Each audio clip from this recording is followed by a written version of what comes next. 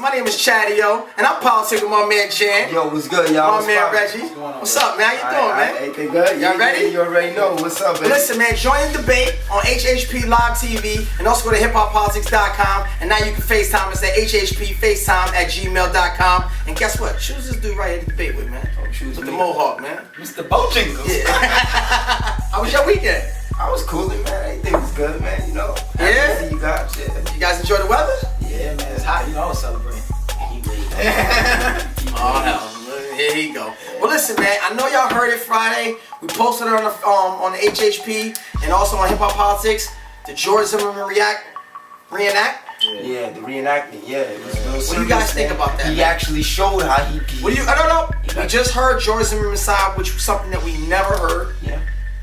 What do you guys think about that? Who wants to go first? Don't matter.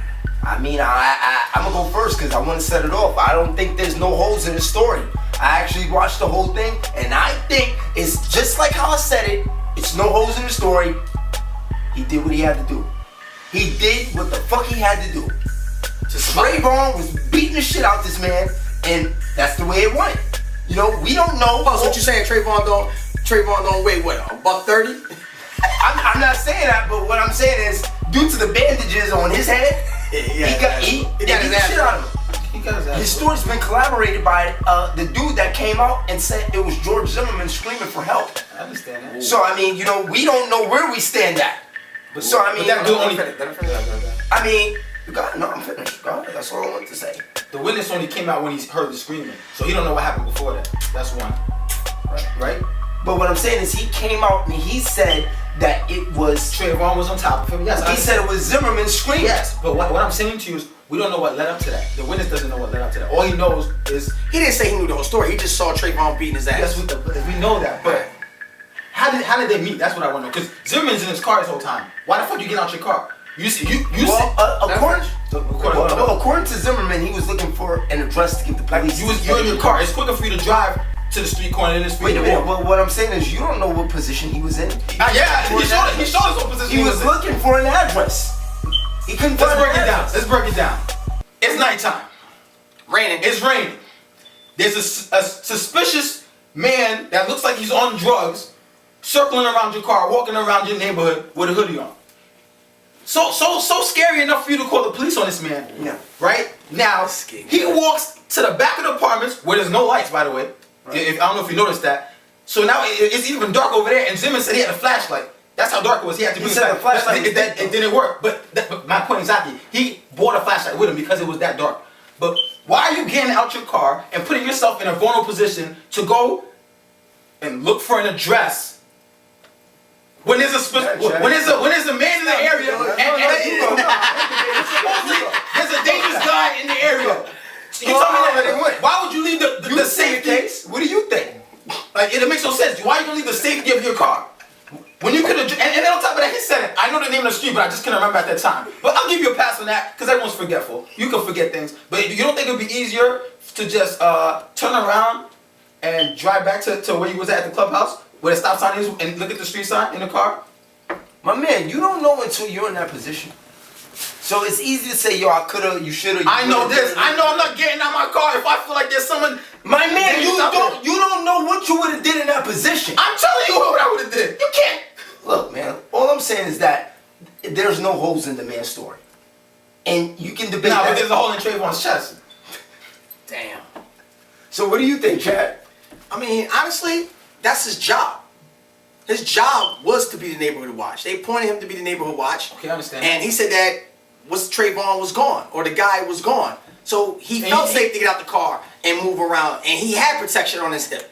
But hold up, let me finish. Don't say but. Okay. So he walked to the other side to get the address, and he said he was walking back And that's when, and if you look at the map of the whole situation, Trayvon lived right down the street. He was staying right down the street in that kind of that same alleyway at the end. So if Trayvon wasn't looking for trouble, he would have went home.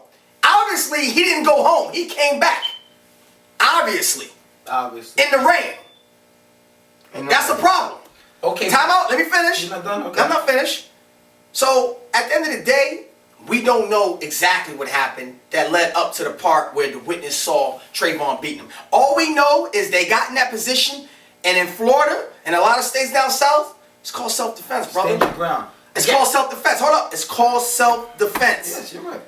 He said he saw black. He felt like he was gonna pass out. He said he went to, you know, he turned to sideways, and guess what? Trayvon saw that he was packing. Trayvon went for it. He went for it first, shot him.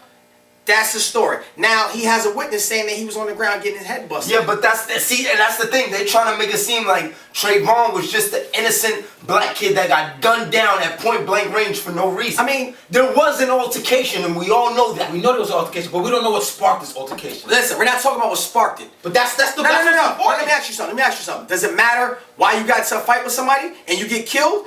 Are people talking about they got into a fight because they was arguing because of what? It does matter. They was arguing over a girl. No, it doesn't matter. Like kids that she was arguing over a girl. The point is you got killed. That's what defines if you was right or wrong. It doesn't. That's what makes it justifiable. There is no right and wrong. What are you talking That's what about? justifies it or not. That's what makes it murder, and that's what makes it self-defense.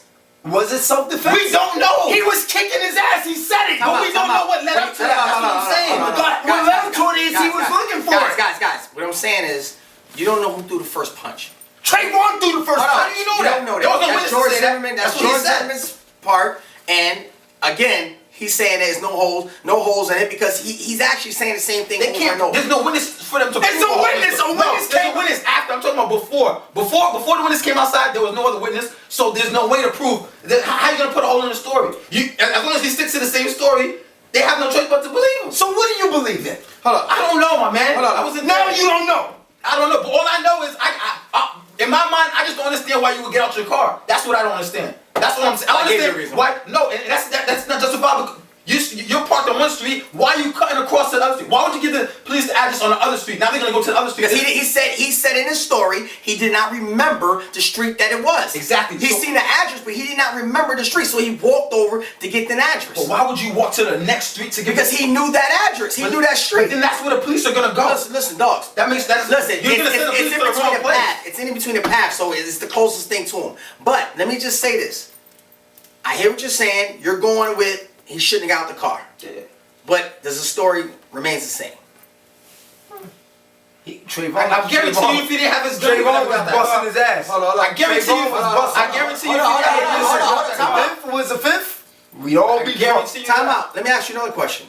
And for both you guys. So you think George Zimmerman's gonna beat the charge? Oh yeah, he's beating. I think so. I think when he reenacts that in front of a 12-person jury, yes, he's gonna get away with it. And not that he's gonna get away with it, it's justifiable homicide. And you can say whatever you want, it's justifiable. He felt his life was in danger. He said he felt Trayvon reaching for his gun. He got the shot off first. You know what kills me about this whole case? What? You know what kills me? That people see a 12-year-old boy and a 40-year-old man as a picture of the Because situation. that's the picture that they're putting up That's with the Trayvon. perceived. And you know what? People say, how can you fear for your life when this kid is beating up this man? And that's not really the case. Trayvon was fucking what, 6'3"? No, he was 5'11". All right. Who, Trayvon? Yes. All right, and George Zimmerman was what? He's 5'8". All right. So it's not that big. So it's not that big. And he weighs more than him. Trayvon was 160? 158. About 160. And 70. Zimmerman was like 200 pounds. Trayvon was whipping his ass. He was nice. Trayvon was nice. He was nice. So because I went to the kisser. One to the kiss of the game. I'm looking at George Zimmerman. I'm walking home. If you look at George Zimmerman, he did get lumped up. Yeah, he got George Zimmerman got Lumped up. He did get lumped up. I shot him after the But first. that's his fault. You should have stayed his ass in his car. He put himself. But you know what? I want to ask another question. Why is everybody picking this apart and trying to make this a race issue? That's what I want to know. Because people think George Zimmerman is white. But he's not. He's not white. So I want to know why. See, I have no answer for that. But of course, whenever a black teenager dies, or even But hold up. a black male, listen. Tyrone killed Ray Ray the other That's what I'm night. saying. Anytime a black, What are we talking about? anytime a black male dies, at the hands of a white man, Al Sharpton sees dollar signs. Tyrone out there. Tyrone killed Ray I mean, Ray. come on, man. They made this into a spectacle. Yeah, This is a full-blown spectacle where not only did Al Sharpton, Spike Lee get involved, they talking about they created a new Black Panther, but you talking about Obama had to stop what he was doing he has to address that. and address it. You have to address When it. it's all a He spectacle. doesn't have to address it. The whole fucking nation is in poverty. What the fuck He has to address it. Obama has advisors. They tell him, listen, this is what's going on. You need to speak on this. You need to Obama needs to speak on the unemployment rate. Is it Sunday? You gotta put it. I'm claiming my shit. Is it time to put in his claim?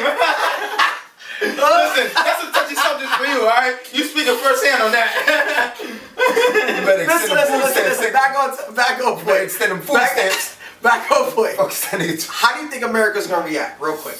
I think it's, if he gets away with it, I think it's gonna be some small scale riots. Nah, people ain't lying. Yeah, it is. People are rioting. What are you talking about? They will fucking turn it up in California. What are you saying? Guys, that's the question I want to ask you right now. Join the debate at HHP Live TV. He don't believe they're gonna riot. He believes so. And guess what? I don't freaking care. Actually, spending my money. I don't care. Why you don't care? This is stupid. But you're a black man, do that, bro. You know what?